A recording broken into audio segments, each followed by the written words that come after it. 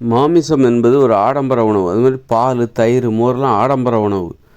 ஒரு 30 வருஷத்துக்கு முன்னாடிலாம் உலகத்தில் பெரும்பாலான மக்கள் இந்த பால், தயிர்லாம் தினசரி வீட்டில் அவங்க இல்லை.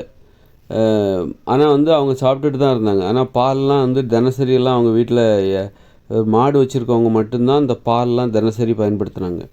மற்றபடி எல்லா மக்களும் மாடு வச்சிடல. மாடு வச்சுருக்க மக்கள் மட்டும்தான் இந்த பாலை தினசரி பயன்படுத்தியிருக்காங்க.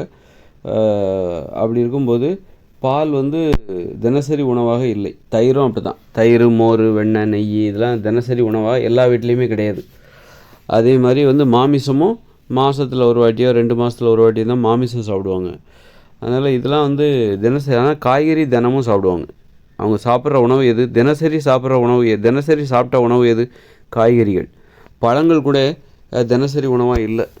ஏன்னா அது சீசனில் தான் வரும். ஆனால் காய்கறிகள் நிறைய காய்கறிகள் இருக்குது. இன்றைக்கி ஒரு காய்கறினா நாளைக்கு ஒரு காய்கறி, அடுத்த நாள் இன்னொரு காய்கறி. இந்த மாதிரி காய்கறியை நம்ம மாற்றிக்கலாம். அப்படி இருக்கும்போது இப்போ ஒரு மாட்டுப்பால் அதுவும் ஒரு சீசன் தான்.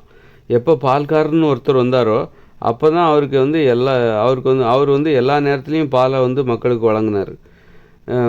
மாடை வச்சுருக்கவங்களே பார்த்திங்கன்னா அது கன்றுக்குட்டி போடும்போது தான் அந்த பாலை கறந்து குடித்தாங்க. அதனால் எல்லா காலத்துலேயும் அந்த பாலை அவங்க குடிச்சிருக்க வாய்ப்பு இல்லை கடந்த காலங்களில். அதனால் பால், மாமிசம் தினசரி உணவாக மாறியதுக்கு காரணம் அது ஒரு திணிக்கப்பட்ட ஒரு நடைமுறை.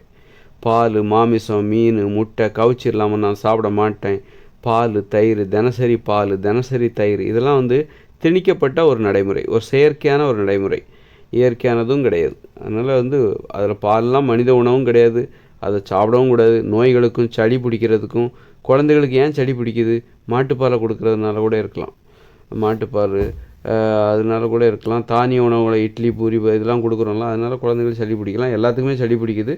அதுக்கு கண்டிப்பாக இதுதான் காரணம். நோய்களுக்கு, அனைத்து விதமான நோய்களுக்கும் தானிய உணவு, மாட்டுப்பால், ஆட்டுப்பால், வெண்ணெய், நெய், தயிர், மோர், பால், தானிய உணவுகள், மாமிசம், மீன், முட்டை இதெல்லாம் தான் காரணம், நோய்களுக்கு காரணமாக இருக்கிறது. அதனால் மாமிசம் என்பது திணிக்கப்பட்ட ஒரு ஆடம்பர உணவு. நிறைய பணம் வேணும், நிறைய காசு இருக்கிறவங்க தான் அந்தைய காலத்தில் கடந்த ஒரு 30 வருஷத்துக்கு முன்னாடி கூட நிறைய பணம் யார் வச்சுருந்தாங்களோ அவங்க தான் பால் சாப்பிட்டாங்க. தினமும் பால், தயிர், மோர், வெண்ணெய். அப்போ எளிமையானவங்க என்ன சாப்பிட்டாங்கன்னா தினசரி அவங்க உணவில் காய்கறி இருந்தது. அப்போ காய்கறி தான் எளிய உணவு, எளிமையான உணவு, எளியவர்களின் உணவு.